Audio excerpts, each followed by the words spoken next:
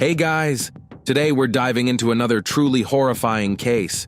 If you want to support my channel, make sure to subscribe and stay active. It really helps me out. I'd be super grateful for that. Let's get started. In the world of criminal law, it's not unusual for someone accused of a serious offense to later retract a confession they once gave. These changes in testimony are often attributed to claims that the initial interrogation involved intense psychological pressure, or in some cases that physical force was used to extract a confession. Naturally, it's possible that a person facing serious charges might twist the truth in an effort to reduce their responsibility or avoid punishment entirely. But how do we tell the difference between someone lying to save themselves and someone who truly confessed under threats, coercion, or physical aggression? And what happens when the person has already been convicted and is serving time for something they may have been forced to admit to? One of the most complex and controversial cases in the Illinois legal system involves a young woman named Melissa Kalusinski, who worked at a preschool. In 2009, just weeks after starting her job, she was accused of causing serious injuries that led to the passing of a 16-month-old boy under her care. Following a lengthy and intense interrogation, Melissa admitted to the act. But not long after, she took back her statement, insisting that the confession had been pressured out of her. From the start, the case was full of inconsistencies, strange details, and questionable evidence. Still, Melissa was quickly found guilty and sentenced to a lengthy prison term. For over 15 years, she has been fighting to overturn the harsh verdict and prove her innocence. Over the years, the case has seen numerous investigators, judges, and attorneys, yet every time new evidence surfaced that pointed to Melissa's possible innocence, counter-arguments were raised to keep her behind bars. Melissa Hannah Kalusinski was born on November 14, 1986, in a quiet suburb of Chicago, Illinois. She was the youngest of 5 siblings raised by Cheryl and Paul Kalusinski. Melissa grew up in a close-knit, loving household where mutual support and respect were the foundation of family life. Their home sat on a farm outside the city, nestled in a peaceful and scenic rural area. From a young age, all the siblings contributed to running the household, learning the value of responsibility early on. According to her older sister Crystal, Melissa was always a gentle and obedient girl, especially close to her mother. She was kind-hearted, open, and trusting, traits that made her naturally drawn to people and always looking for the good in others. But that same innocence often made her a target for cruelty. When she started school, Melissa had a hard time fitting in. Socializing didn't come naturally to her, and she struggled to connect with peers or make friends. She had difficulty expressing her feelings and emotions, which made her an easy target for teasing. Her classmates often viewed her as different, and not in a good way. Her older siblings tried to protect her, but they couldn't be with her all the time. Melissa often came home from school in tears, confused and hurt by the way others treated her. She didn't understand why no one wanted to be her friend or why each day brought new hurtful nicknames. Still, despite everything, she never grew bitter. She stayed warm-hearted, hopeful, and always eager to make friends. These social challenges followed Melissa through her entire school career. She remained an outsider and never formed any lasting friendships. Her only source of comfort was her family, where she always felt safe and accepted. In high school, Melissa decided she wanted to build a career caring for little ones, a group she had always connected with naturally. Younger children were drawn to her warmth and sincerity, sensing her gentle nature. Melissa often said she dreamed of one day raising a big family of her own, just like the one she grew up in. Her parents had been her role models, and she hoped to follow in their footsteps. After graduating, she completed a teaching certification program focused on early childhood education and psychology. By 2008, she had earned the necessary license to work with preschool-aged children. In December 2008, 22-year-old Melissa applied for a job at a preschool located in Lincolnshire, a small town just outside of Chicago. During the interview, she made a great impression. Her qualifications were in order, and though she lacked hands-on experience, She was hired as a teacher's assistant with the potential for future growth. She began working at the daycare in early January 2009. Right away, she fit in with the staff and was known for being friendly, calm, attentive, kind, and very responsible. The children warmed up to her quickly, and there were no issues, at least not for the first 2 weeks. In Melissa's care group were 4 siblings from the Kingan family. The youngest, Benjamin, was just 16 months old. His brother was 2.5, and their twin sisters had just turned 4. All 4 attended the same daycare and were part of a large family with older siblings already in school. Though the siblings occasionally argued or even scuffled, these situations were always minor and quickly resolved without serious consequences. Wednesday, January 14th, 2009, seemed like an ordinary workday. Melissa arrived for her shift on time, went about her usual tasks, and didn't notice anything out of the ordinary. Young Benjamin appeared and acted as he normally did. Being the youngest in the group, he naturally received extra attention from the staff. Around 2 p.m., the children were served lunch just as scheduled. While the staff were cleaning up, Benjamin suddenly became sick. It didn't seem unusual at the time. Occasional minor health issues weren't uncommon in group care settings. After making sure he seemed stable and tidying up the area, the staff resumed their duties. Roughly an hour later, the lead caregiver stepped away briefly, leaving Melissa alone in the room with the little ones. She checked on Benjamin again. He was smiling, acting normally and playing quietly on the floor mat. A few moments later, he climbed into a small rocking chair on his own and started to doze off. Melissa gently covered him with a blanket and adjusted a small pillow to keep him comfortable and safe. Melissa turned her attention to the other children and didn't immediately notice anything unusual. At first, it seemed like Benjamin was simply taking a deep nap. But as time passed, she noticed he wasn't reacting to the usual noises and activity in the room.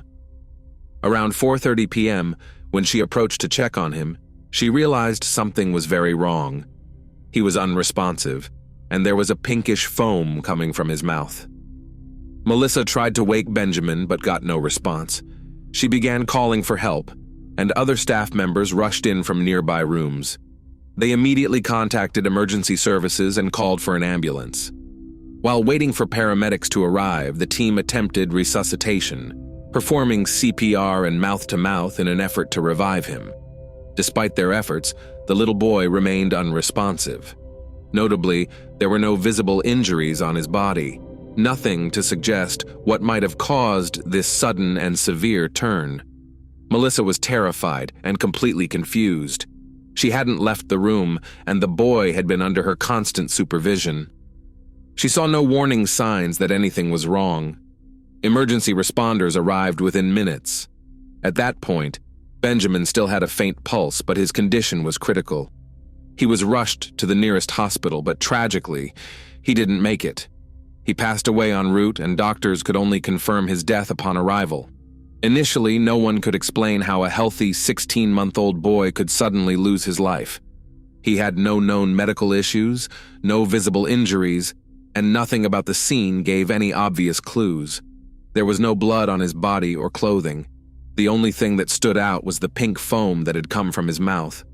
It was up to the medical examiners to find answers. But the autopsy results shocked everyone. The official conclusion stated that the cause of death was a skull base fracture, resulting from a blunt force injury to the head. According to the pathologists, the injury occurred several hours before the boy's condition deteriorated. However, as previously mentioned, there were no visible marks on his head or body, no bruises, no scrapes, no lacerations. This raised serious questions. How could such a severe internal injury happen without any external signs? The internal trauma had caused massive bleeding in the brain, leaving the boy with almost no chance of survival. However, a later expert opinion stated that the boy's life could potentially have been saved, if only action had been taken sooner. By the time paramedics arrived, the situation had become critical, and it was too late to intervene. The delay in calling for help was seen as negligent, even criminal, and that crucial hour, when everyone believed Benjamin was simply napping, was identified as a turning point in his fate. This raised urgent questions. Why was the emergency response delayed? And where were the caregivers while Benjamin was quietly slipping away in that rocking chair? Most importantly, how did he sustain such a devastating injury that ultimately led to his death? Naturally, suspicion immediately fell on the young assistant teacher, Melissa. She had been the only staff member with the children after lunch, once the lead caregiver stepped out briefly. Melissa was quickly taken into custody and brought to the station for questioning. The rest of the daycare staff were simply interviewed on site and allowed to leave. Melissa gave a detailed account of what had happened that day. She explained that everything seemed normal, and that's why the lead caregiver had felt comfortable leaving her in charge. As it turned out, Melissa had been the last person to have contact with Benjamin before the tragedy. That made her the focus of the investigation, with authorities seeking to hold her fully responsible for what happened. At first, the accusation centered on negligence, suggesting that she failed to supervise the boy properly, leading to the fatal incident. Melissa denied any wrongdoing, insisting she had fulfilled all her duties as required. But the more she tried to explain herself, the more doubtful and suspicious her responses seemed. As mentioned earlier, Melissa had long struggled to articulate her thoughts clearly. She often stumbled over her words or misspoke, which only deepened investigators' concerns. At one point, she even speculated that perhaps one of Benjamin's siblings might have pushed him, whether accidentally or otherwise, as the children often argued or physically tussled with one another. But from the start, detectives were convinced that Melissa was solely to blame. She had only been working at the daycare for 2 weeks, and this was her first ever job. Although her colleagues generally spoke of her in a positive light, they admitted they didn't know her well yet, even if she had made a good initial impression. What followed was an intense, nearly 10-hour-long interrogation. During that time, Melissa was only allowed brief bathroom breaks and offered minimal water. She was frightened, mentally and physically drained, and eventually, she gave in. Melissa agreed to sign a confession stating that she had thrown Benjamin to the ground, which may have caused a serious head injury that later led to his death. She was then asked to recount the incident on camera and even demonstrate the motion using a doll. She complied on video, and later repeated the demonstration with another investigator after being transported to a different precinct under escort. That signed confession, along with the video footage of the interrogation and reenactment, would go on to become the key evidence used against her during the court proceedings. Once Melissa Kalusinski signed the confession, the case was immediately escalated. What had initially been treated as a tragic accident caused by professional negligence was reclassified as a first-degree offense. Formal charges were brought against her that same day, and she was arrested and held in custody without the possibility of bail while awaiting trial. But that very day, something unexpected happened. Melissa suddenly retracted her confession. She claimed she had only admitted guilt because she was under extreme psychological pressure and was told she wouldn't be allowed to leave until she signed the statement. According to her, she felt she had no other choice. Melissa insisted she had never harmed Benjamin, not by hitting, pushing, or in any other way, and said that she herself had become a victim of coercion by authorities. She repeated these claims many times, but her statements were largely dismissed as the case was rushed toward trial. When the Kalusinski family learned that Melissa was being charged with intentionally causing the death of a boy in her care, they were devastated. Her parents and siblings rushed to the police station, insisting there had been some horrible mistake. They all described Melissa as someone deeply kind and incapable of hurting anyone. She had never shown signs of aggressive behavior in her life. At first, the family believed this misunderstanding would soon be cleared up and that Melissa would be released. But it quickly became clear that the situation was far more serious. The boy's family was determined to see Melissa held accountable, and with the recorded confession and other evidence pointing toward her, the case appeared overwhelming. The Kalusinskis began searching for a skilled attorney willing to take on the case. The court-appointed lawyer inspired little confidence. but experienced legal experts were expensive. The family had to sell off some of their property just to afford legal representation they believed would give their daughter a fighting chance. It took months to review all the available evidence, interview transcripts, video footage of interrogations, and recordings of investigative reenactments. Throughout it all, Melissa maintained her innocence and insisted that her confession was made under duress. Nonetheless, the prosecution had enough material to pursue a life sentence. Melissa's trial began in November 2011. As expected, the prosecution's central argument revolved around the videotaped confession. In the footage, Melissa stated that the children had been particularly difficult that day, loud, restless, and uncooperative. She explained that when left alone with them, she became overwhelmed and in a moment of frustration picked up Benjamin and threw him to the floor. Realizing the seriousness of what she had done, she placed him in the rocking chair, covered him with a blanket, and hoped things would somehow be okay.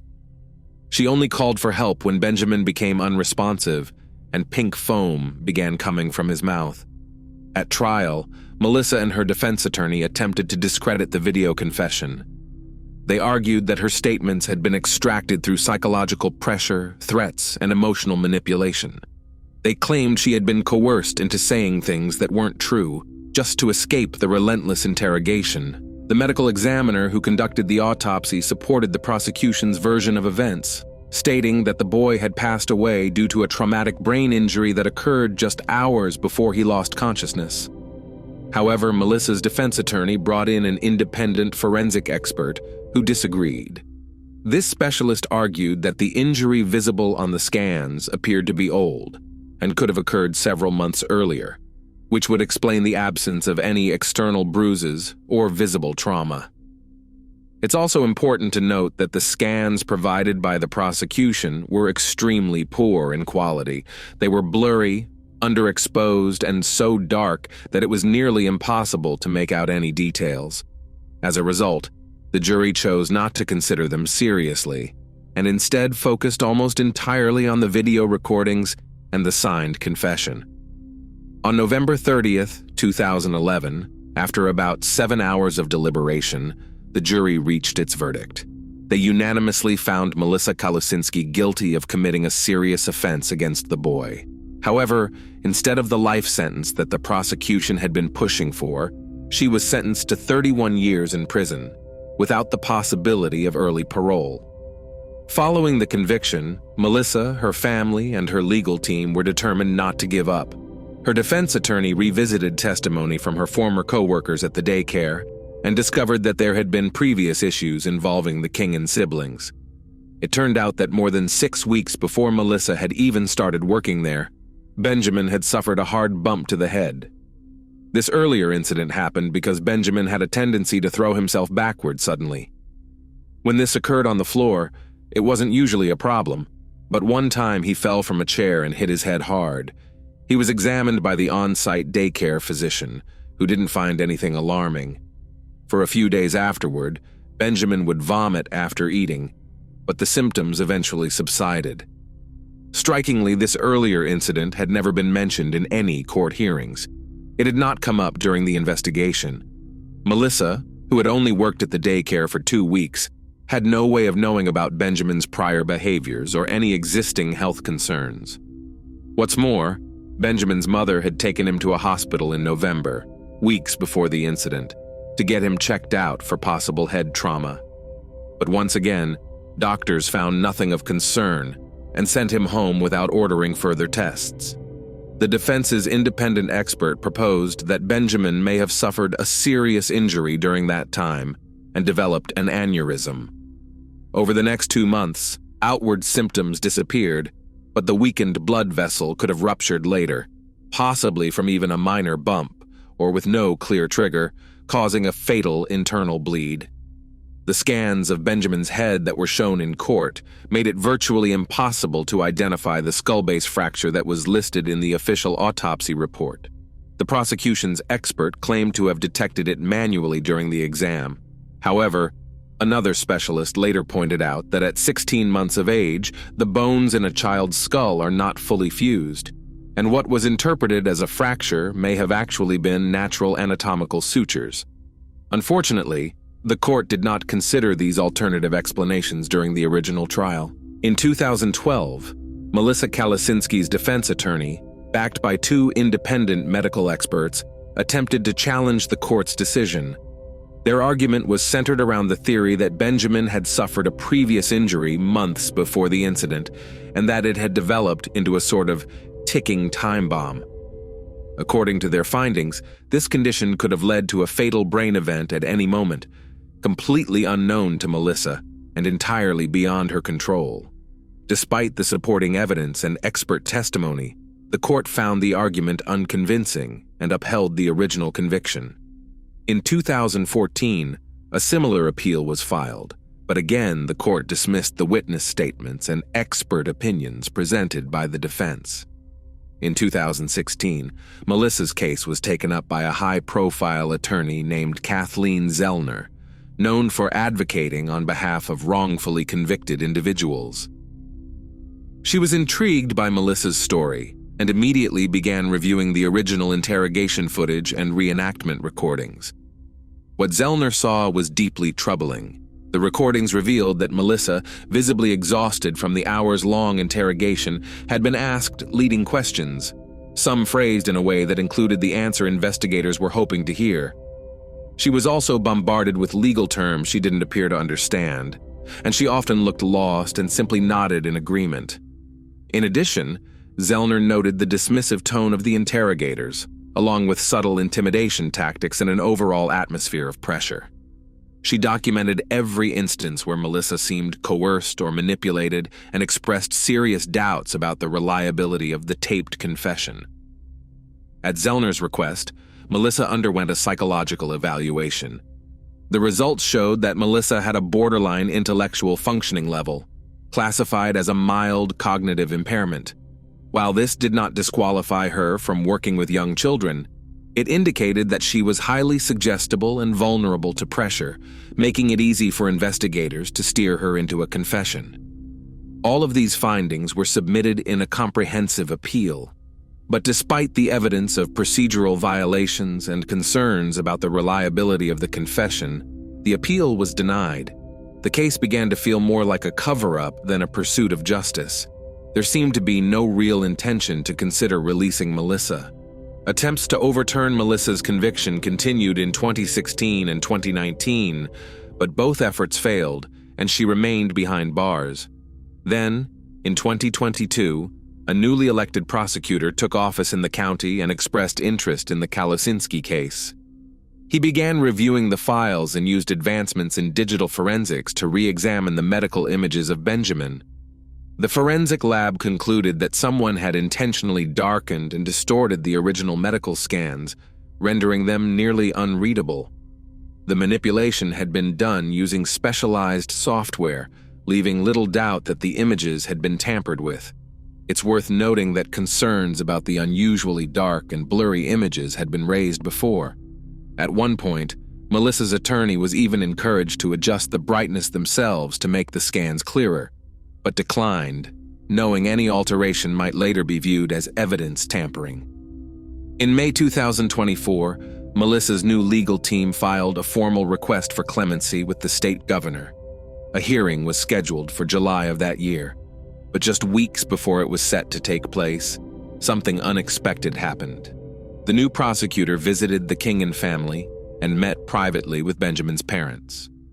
What was said during that conversation remains unknown, but afterward, the prosecutor submitted a written statement to both the judge and the governor, declaring that he was no longer in favor of reconsidering Melissa Kalusinski's case. He said he now firmly believed in her guilt. He declined all further interviews and offered no official comments. As of spring 2025, Melissa Kalusinski remains incarcerated, serving the sentence handed down to her in 2011. Despite numerous inconsistencies, questions, and procedural concerns surrounding the case, every attempt at reopening the trial has either been rejected or left unresolved. According to her legal team, The manipulated evidence and flawed interrogation process cast serious doubt on the integrity of the original investigation, but addressing those issues would mean exposing failures involving high-level figures in law enforcement and the justice system. So far, those concerns remain overlooked. Thanks for watching, everyone. Your support means a lot to me, and you can help my channel grow by hitting that like button, dropping a comment, and sharing this video. Your engagement really makes a difference. See you soon.